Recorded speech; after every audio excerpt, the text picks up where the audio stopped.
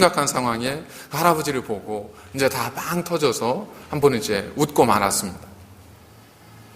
누군가에게는 정말 생과 사가 오고 가는 갈림길이었었는데 그걸 알지 못한 어떤 사람은 그냥 달콤한 잠에 그리고 그냥 무슨 일이 있었나 하는 생각으로 그렇게 그 시간을 똑같이 주어진 시간이지만 자신의 생명을 생각해 보지 못하고 시간이 흘러가 버릴 수도 있다는 거예요.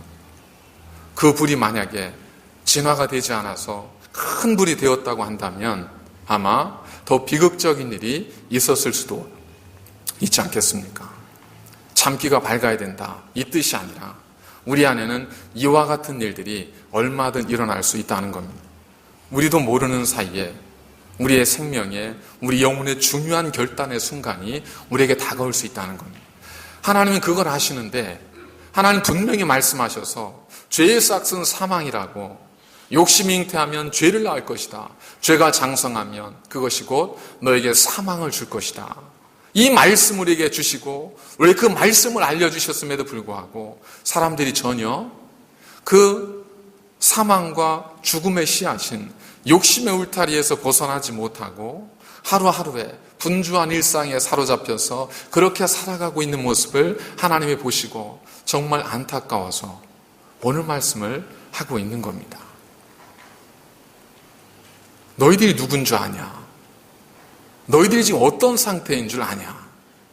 너희들이 지금 어디로 가고 있는 줄 아냐? 여러분, 성경은 굉장히 단순합니다. 창세기 1장과 3장에 정말 성경 전체 메시지가 다 나타나 있습니다. 하나님이 세상을 창조하셨습니다. 그런데 그 하나님의 선하게 창조하신 사람이 죄를 지었습니다. 그래서 인간이 죽게 되었어요. 이게 창세기의 내용입니다. 그리고 나머지는 뭐예요? 그런 우리를 위해서, 우리를 구원하시기 위해서 예수 그리스도를 보내주시겠다고 한 하나님의 약속, 우리를 구원하시겠다고 한 하나님의 약속이 모든 신앙의 미인들과 여러 가지 사건들을 통해서, 역사를 통해서 우리에게 증거되어지고 전달되어지는 내용이 성경입니다. 그러니까 성경을 이해하는 위해서는 이 사실을 분명히 깨달아야 되는 거죠. 하나님 우리를 창조하셨습니다. 그런 우리가 죄를 지었습니다. 그래서 뭐가 찾아와요? 죽음이 찾아오게 되었습니다. 그래서 우리는 죽을 수밖에 없게 되었습니다. 오늘 말씀은 이 사실을 우리에게 전해주고 있습니다. 성경에 보니까 그는 허물과 죄로 죽었던 너희를 살리셨도다.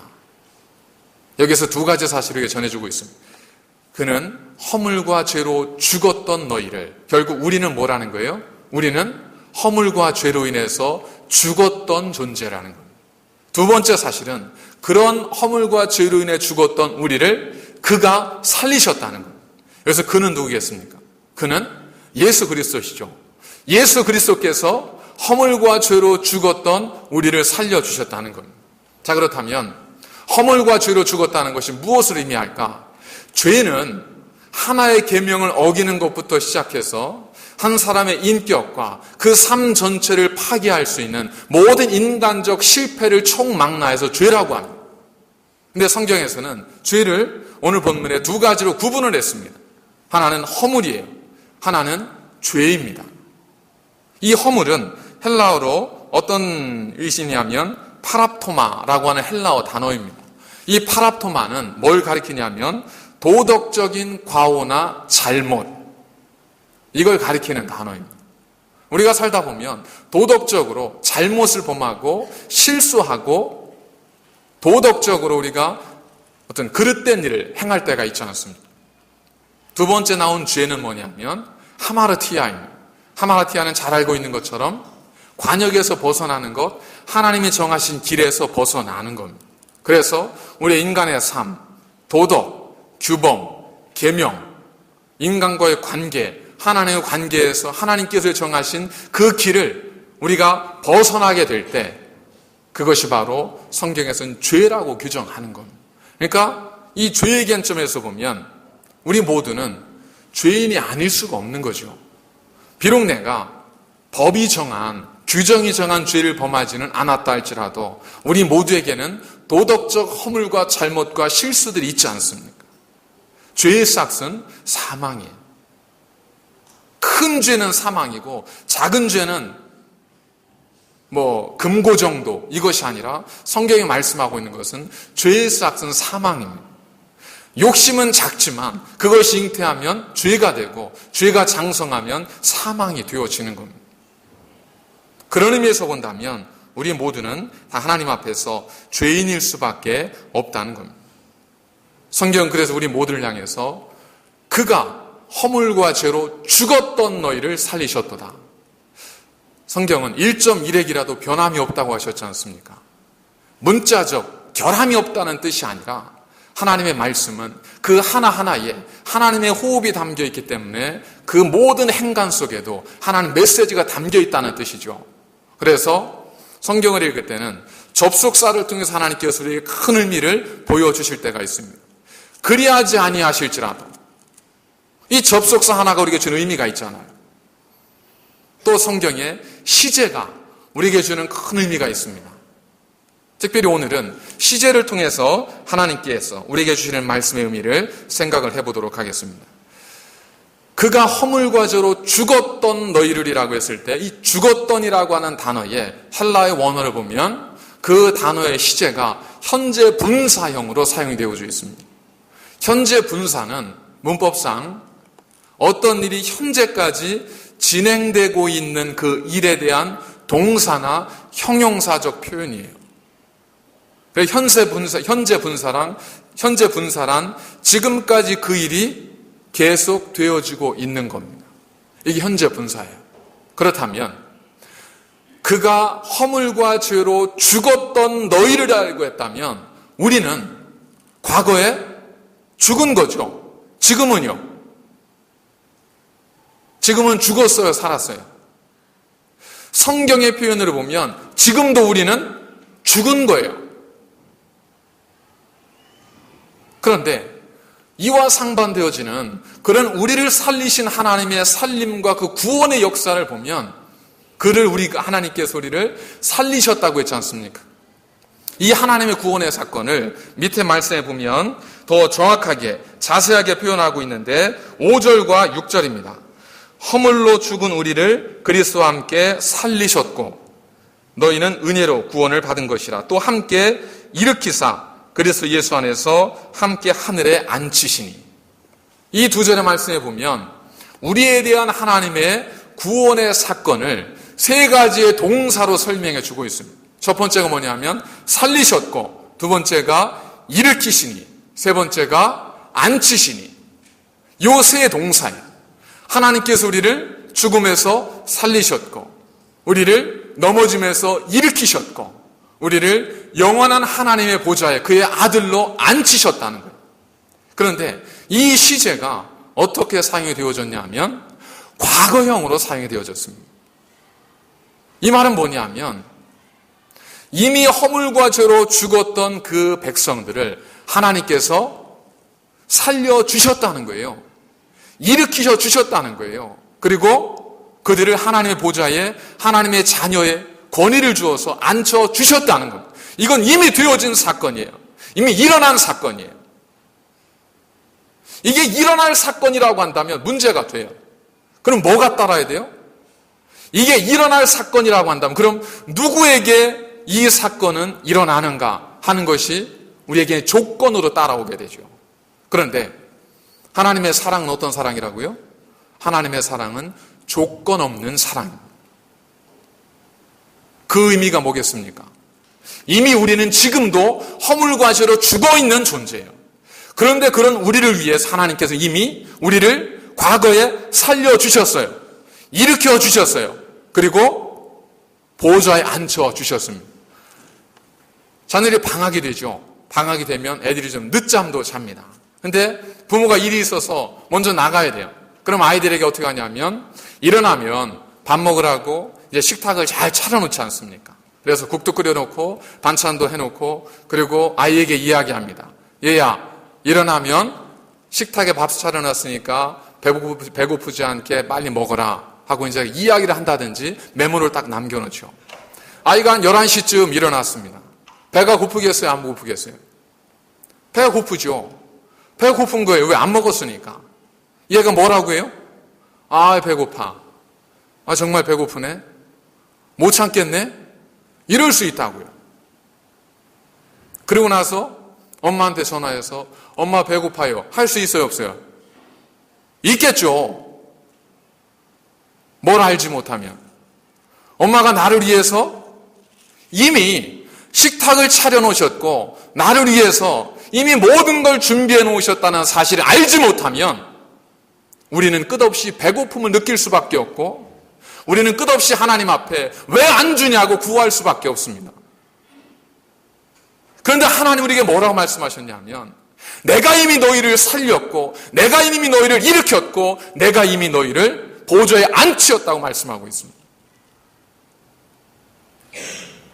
이것이 상식이 되기 위해서는 이 시제가 바뀌어야 됩니다. 너희가 죽었다는 과거형이에요. 현재형까지는 괜찮습니다.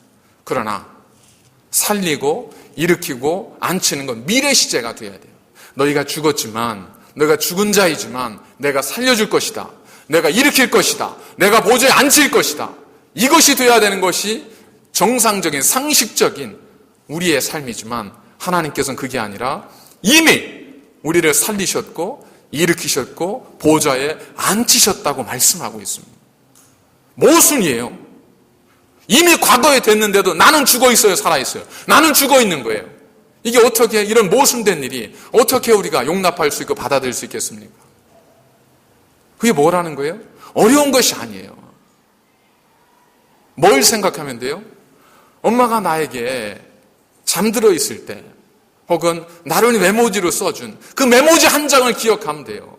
너를 위해서 내가 이미 너에게 능력과 사랑과 절제의 마음을 주었다고 하는 하나님의 그 말씀을 기억하면 되는 거예요. 그러면 뭐예요? 나는 비록 지금 배고프지만 그 말씀이 있음을 믿고 그 말씀대로 가서 음식을 먹으면 우리는 배부르게 되는 거예요. 나는 살았어요, 죽었어요. 이제 산 거예요. 그러나 우리가 그 말씀을 내 마음속에 믿음으로 받아들이고 나아가지 않으면 이미 예수님은 나를 위해 죽으셨지만 이미 예수님은 나를 위해 모든 걸 예비해 두셨지만 이미 예수님은 나를 위해 모든 것들을 준비해 두셨지만 나는 여전히 죽은 자고 나는 여전히 사망의 올무에 갇힌 자가 될 수밖에 없다는 겁니다. 이걸 가능케 하는 것은 믿음밖에 없습니다. 이것이 하나님의 사랑입니다. 이걸 알지 못하면 우리는 끝없이 배고픕니다. 왜 안 줬냐고 하나님께 따집니다. 그러나 성경을 보십시오. 성경은 주시겠다는 약속도 있지만 이미 주셨다는 말씀이 얼마나 많습니까? 지난주에도 하나님이 우리에게 주신 것은 두려워하는 마음이 아니요 능력과 사랑과 절제하는 마음이라고 성경에서 우리에게 말씀하고 있지 않습니까? 여러분, 이미 하나님께서 우리에게 주셨습니다. 우리를 살려주셨고 우리를 일으켜 세워주셨고 우리를 죽음에서 건지셔서 부활의 자녀로 영원한 보좌에 앉혀주셨습니다. 이미 밥상은 차려져 있는 거예요. 어디 있어요? 여기 있잖아요. 우리를 위한 예수 그리스도의 몸과 피가 여기 있지 않습니까? 거리가 많지 않은 이미 여기에 준비되어 있잖아요. 우리가 믿음 가지고 이것이 나를 위해 흘리신 예수 그리스도의 피요 예수 그리스도의 몸임을 믿고 나아가 이제 그분의 몸과 그분의 피를 내가 취함으로 나 또한 주님 안에 영원한 하나님의 자녀가 됨을 믿습니다. 고백하는 순간 우리는 살아나는 거예요. 그렇다고 해서 한 달에 한 번 저희들이 성만찬 하니까 첫째 주는 살았다가 둘째 주는 돌아가셨다가 셋째 주는 멀리 가셨다가 넷째 주는 집 나가셨다가 이런 게 아니라 우리가 주 예수 그리스도를 한번 믿으면 우리는 이미 살아난 거예요. 걱정하지 마세요. 그것 때문에 의심하지 마십시오. 뭐 때문에 그래요? 밥 먹고 나서 또 배고프면 어떻게 하지? 이거 염려하시면 안 돼요. 왜요? 하나님 우리에게 목마를 때 배고플 때 언제든 주시겠다고 말씀하셨기 때문에 더 이상 그것은 우리에게 문제가 되는 것이 아닙니다. 오직 그 이름을 믿고 그 앞에 나아가는 자에게는 하나님의 복이 그들 가운데 임한다는 겁니다. 그렇다면 준비도 되지 않고 의로운 것도 없는 우리를 하나님은 왜 내가 고백도 하기 전에 먼저 살리시고 먼저 일으키시고 먼저 보좌에 앉혀주셨을까? 7절 말씀은 오늘 우리의 그 사실을 보여주고 있습니다. 이는 그리스도 예수 안에서 우리에게 자비하심으로써 그 은혜의 지극히 풍성함을 오는 여러 세대에 나타내려 하심이라. 그렇게 하나님께서 우리를 먼저 사랑하시고 우리를 먼저 구원하시고 우리를 먼저 붙들어 주신 그 이유는 우리가 받은 하나님의 놀라운 자비와 그 크신 은혜를 오는 세대에 나타내고 우리를 통해서 오는 세대 속에 그 놀라운 하나님의 은혜를 보여주게 하기 위함이라는 거예요. 그러니까 우리의 책임은 뭐예요? 은혜 받은 자의 책임은 뭐라는 거예요? 우리가 하나님께 받은 은혜를 이제는 오는 세대에 보여주고 나타내고 증거해야 될 일이 하나님의 은혜를 받은 자의 사명이에요. 여러분, 예전에 우리 여기 장로님들도 계시고 권사님들도 계시지만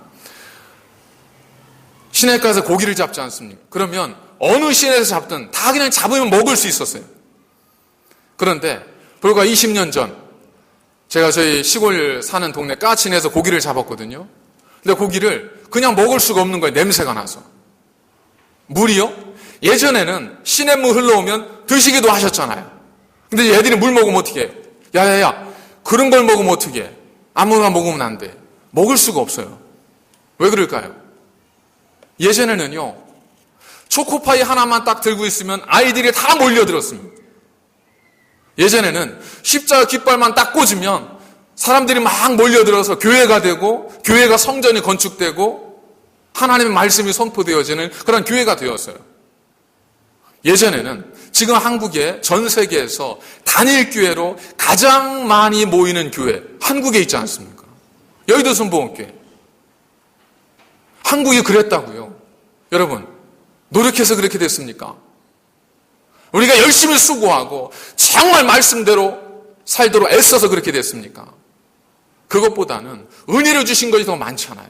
초코